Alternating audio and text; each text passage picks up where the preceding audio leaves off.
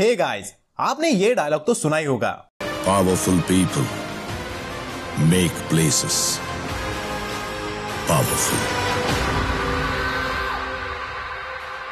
पर क्या आपने कभी यह सोचा है कि पावरफुल लोगों में ऐसी क्या खास बात होती है जो उन्हें इतना पावरफुल बनाती है? वेल, अगर आपको भी यह जानना है तो आज मैं आपके साथ कुछ लॉज शेयर करने वाला हूँ जो आपको पावरफुल बनाने में हेल्प करेंगे।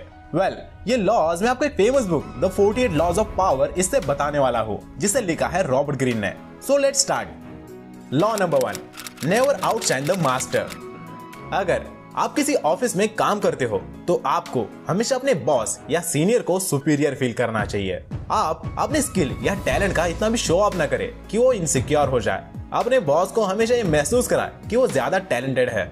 आइए इसे एक एग्जाम्पल के थ्रू समझते हैं। सन 1633 में फ्रांस के किंग थे लुईस द ग्रेट और उनके फाइनेंस मिनिस्टर थे निकोलस फ्रूकेट।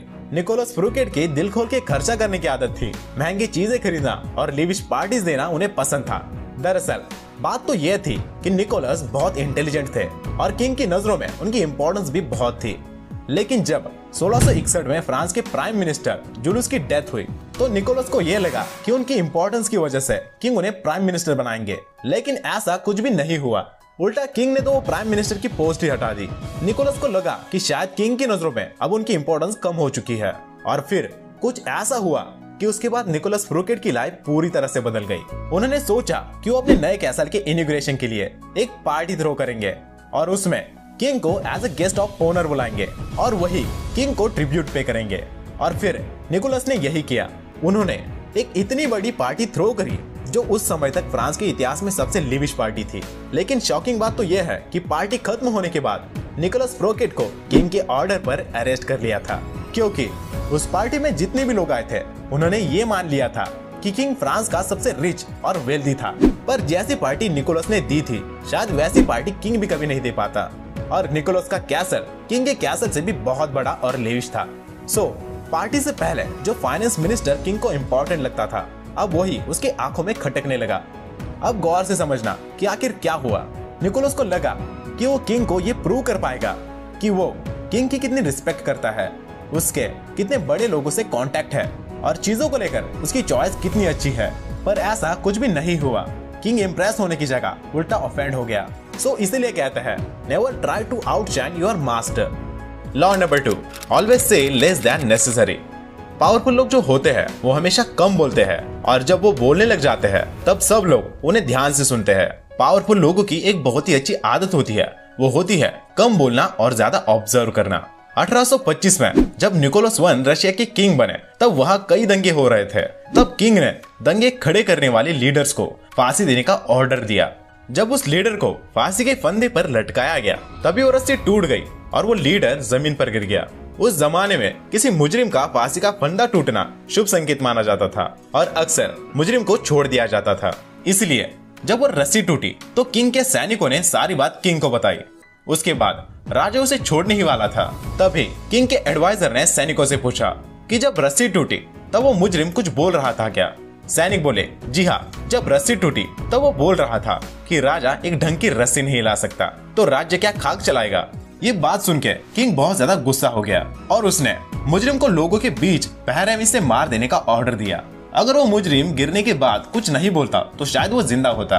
इसलिए अगर आप ज्यादा बोलोगे तो कभी न कभी आप बेवकूफी की बात जरूर करोगे जिसकी वजह से आप फंस भी सकते हो। इसलिए कहा जाता है always say less than necessary.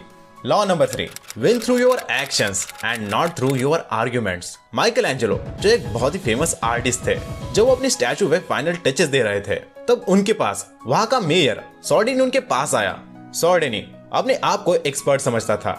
उसने उस स्टैचू को ध्यान से देखा और फिर उसने माइकल एंजेलो को बोला कि आपने स्टैचू तो बहुत बढ़िया बनाया लेकिन उसकी नाक थोड़ी सी बड़ी नहीं रह गई।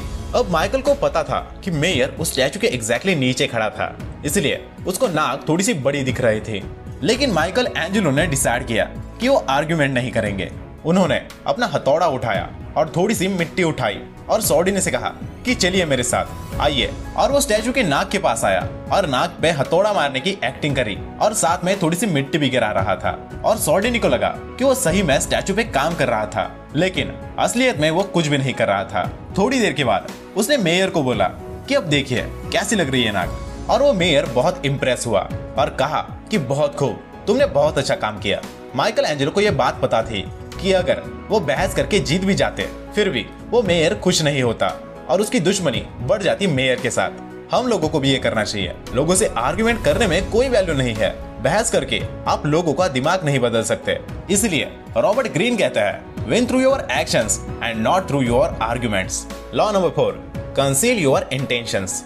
ये लॉ कहता है कि हमें लोगों को अपने इरादों के बारे में नहीं बताना चाहिए। हमेशा ऐसा नहीं होगा कि आपके पास के लोग हमेशा आपका अच्छा ही चाहे। आपको हमेशा अपनी लाइफ के गोल्स और सीक्रेट किसी के साथ शेयर नहीं करने चाहिए। आपके कंपेटिटर हमेशा इसी चीज का इंतजार करते हैं कि कब आप अपना नेक्स्ट मूव रिवील करेंगे। Law number 5, use absence to increase respect and honour.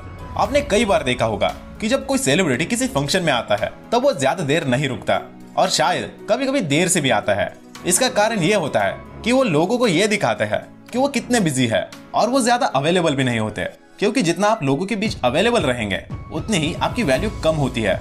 इसकी वजह से बहुत से सेलिब्रिटीज तो टीवी पर ऐड भी नहीं करते, बिकॉज जितनी बार वो टीवी पर ऐड के थ्रू दिखते रहेंगे उतना ही वो लोगों को अवेलेबल लगेंगे और लोगों के बीच में उनकी वैल्यू कम होगी। तो ये थे कुछ लॉज जो मैंने आपको बताए द 48 लॉज ऑफ पावर इस बुक से, जिसे लिखा है रॉबर्ट ग्रीन ने।